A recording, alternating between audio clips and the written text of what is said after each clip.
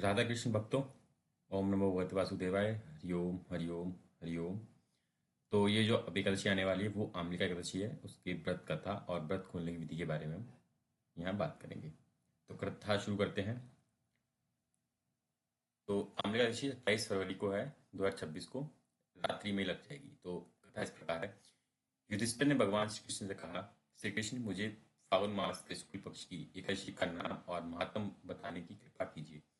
भगवान श्री कृष्ण बोले, महाभाग धर्मनंदन, शुक्ल मास के फाल्गुन मास के शुक्ल पक्ष की एकादशी का नाम आमलिका है। इसका पवित्र व्रत की विष्णु लोक की प्राप्ति कराने वाला है। राजा मानदाता ने भी महात्मा वशिष्ठ जी से इसकी इसी प्रकार का प्रश्न पूछा था, जिसके जवाब में वशिष्ठ जी ने कहा था, महाभाग, भगवान विष्णु के थूकने पर उनके मुख से चंद्रमा के समान कीर्तिमान एक बिंदु प्रकट होकर पृथ्वी पर गिरा।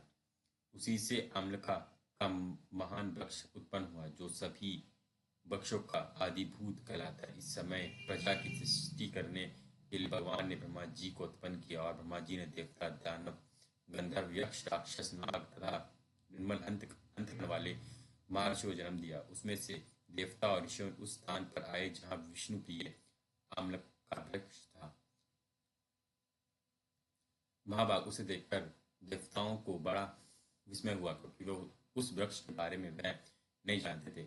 उन्हें इस प्रकार विरसत्म देख आकाशवाणी हुई, महर्षि, यह सर्वश्रेष्ठ आम्ल का वृक्ष है, जो विष्णु को प्रिय है। इसके श्रवण मात्र से गोदान का फल मिलता है। स्पर्श करने से इसमें दुगना और फल भक्षण करने से तिगुना पुण्य प्राप्त होता है। यह सब पापों को हरने वाला वैश्विक वृक्ष है। इसके मूल में विष्णु, इसके ऊपर ब्रह्मा, स्कंद में परमेश्वर भगवान रुद्र, शाखाओं में मुनि, टहनियों में देवता, पत्तों में वासु, फूलों में मधुरगण तथा फलों में समस्त प्रजापति वास करते हैं। आम्लका सर्वदेवमय है। अंततः विष्णु भक्तों पुरुषों के लिए यह परम पूज्य है। इसलिए सदा सत्संग पूर्वक आम्लका का सेवन करना चाहिए। ऋषि बोले, आप कौन हैं, देवता या कोई और? हमें ठीक ठीक बताइए। पुण्य आकाशवाणी हुई, जो संपूर्ण भूतों के कर्ता और समस्त भुवनों के सृष्टा हैं, जिन्हें विद्वान पुरुष भी कठिनता से देख पाते हैं। मैं वही सनातन विष्णु हूँ। देवादिदेव भगवान विष्णु का यह कथन सुनकर वह ऋषिगण भगवान विष्णु की स्तुति करने लगे। इससे भगवान श्री हरि संतुष्ट और बोले, महर्षि, तुम्हें कौन सा अभीष्ट वरदान दूं? ऋषि बोले, भगवान, यदि आप संतुष्ट हैं तो हम लोगों के हित के लिए कोई ऐसा व्रत बताइए जो स्वर्ग और मोक्ष रूपी फल प्रदान करने वाला हो। श्री विष्णु जी बोले, महर्षियों, फाल्गुन मास के शुक्ल पक्ष में यदि पुष्प नक्षत्र से युक्त एकादशी हो तो वह महान पुण्य देने वाली और बड़े बड़े पापों का नाश करने वाली होती है। इस दिन आमला के वृक्ष के पास जाकर वहां रात्रि में जान करना चाहिए। इससे मनुष्य सब पापों से छूट जाता है और सहस्र योगदान का फल प्राप्त करता है। विप्रपण, यह व्रत सभी व्रतों में उत्तम है, जिसे मैंने तुम लोगों को बताया है। ऋषि बोले, भगवान, इस व्रत की विधि बताइए। इसके देवता और मंत्र क्या हैं? पूजा कैसे करें और वरदान कैसे किया जाता है? भगवान श्री विष्णु ने कहा, द्वि जबरो, इस एकादशी को वृत्ति प्रातःकाल दंत धावन करके यह संकल्प करें कि पुंडरीकाक्षय, हे अच्युतय, मैं एकादशी को निराहार रहकर दूसरे दिन भोजन करूंगा। आप मुझे शरण में रखें। ऐसा नियम लेने के बाद पतित, चोर, पखंडी, दुराचारी, गुरुपत्नी गमनी तथा मर्यादा भंग करने वाला मनुष्यों से वह वार्तालाप ना करे। अपने मन को वश में रखते हुए नदी में, पोखरे में, कुएं पर अथवा घर में ही स्नान करे। विद्वान पुरुष को चाहिए कि वह परम परशुराम जी की सोने की प्रतिमा लगाए बनवाए। प्रतिमा अपनी शक्ति और धन के अनुसार एक या आधा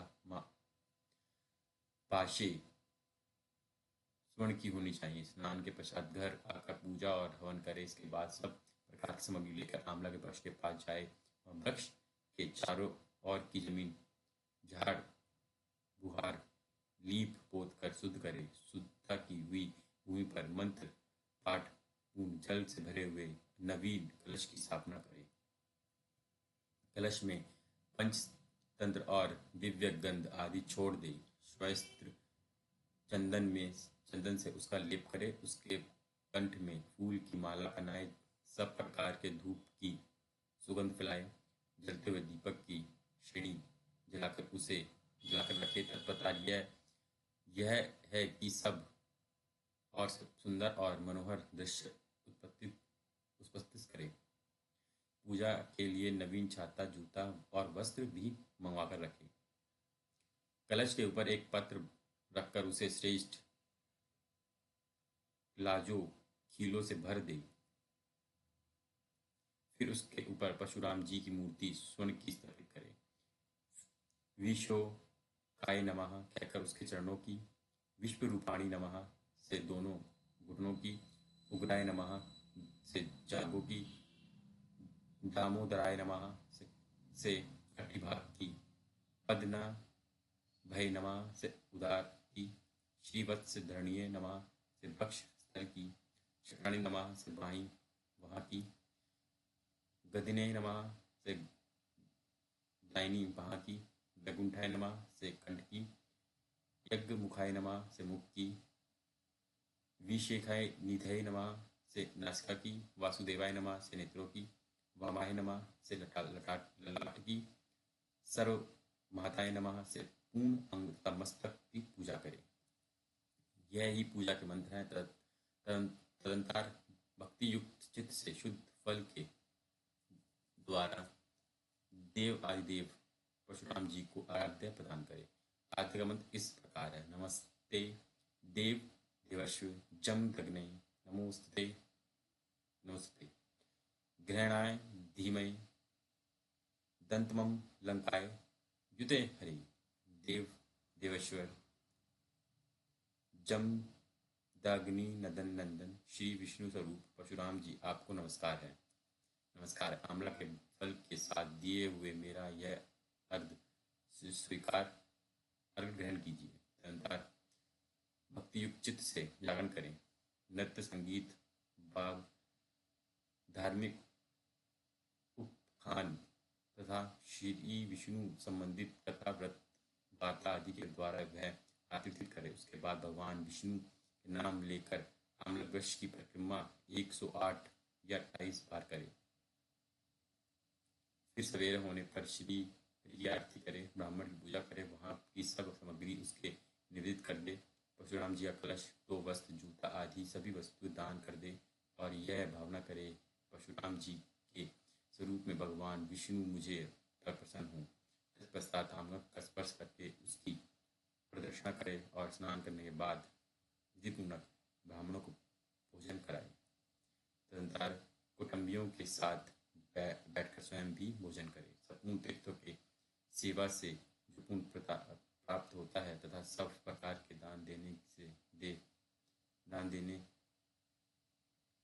तो जो फल मिलता है वह सब उपयुक्त विधि के पालन से सुलभ होता है। समस्त यज्ञों की अपेक्षा भी अधिक फल मिलता है, इसमें तनिक भी संदेह नहीं। यह व्रत सब व्रतों में उत्तम है। वशिष्ठ जी कहते हैं, महाराज इतना कहकर देवश्व भगवान विष्णु वही अंतर्ध्यान हो गए। तत्पश्चात उन समस्त ऋषियों ने युक्त व्रत का पूर्ण रूप से पालन किया। नृपश्रेष्ठ, इस प्रकार तुम्हें भी इस व्रत का अनुष्ठान करना चाहिए। भगवान श्री कृष्ण कहते हैं, युधिष्ठिर, यह दुर्धेश व्रत मनुष्य को सब पापों से मुक्त कराने वाला है। व्रत खोलने की विधि। द्वादशी को सेवा पूजा की जगह पर बैठकर भुने हुए 7 जनों की 14 टुकड़े करके अपने सिर के पीछे फेंकने चाहिए। मेरे साधु जन्म के शारीरिक, वांछिक और मानसिक पाप नष्ट हुए, यह भावना करके 7 जल पीना और चने के 7 दाने खाकर व्रत खोलना चाहिए। बोलो श्री हरि की जय हो, राधा कृष्ण की जय हो, ओम नमो भगवते वासुदेवाय। तो इस प्रकार ये आमला एकादशी का व्रत कथा और विधि संपूर्ण हुई। जो जो भक्तजन रखना चाहते हैं वो इसका पालन करें और व्रत पूर्ण करें। तो आप सबको ये कथा सुनने में और व्रत खोलने की विधि जानकारी मिल चुकी है। ऐसी और वीडियो के लिए चैनल बने रहें। धन्यवाद।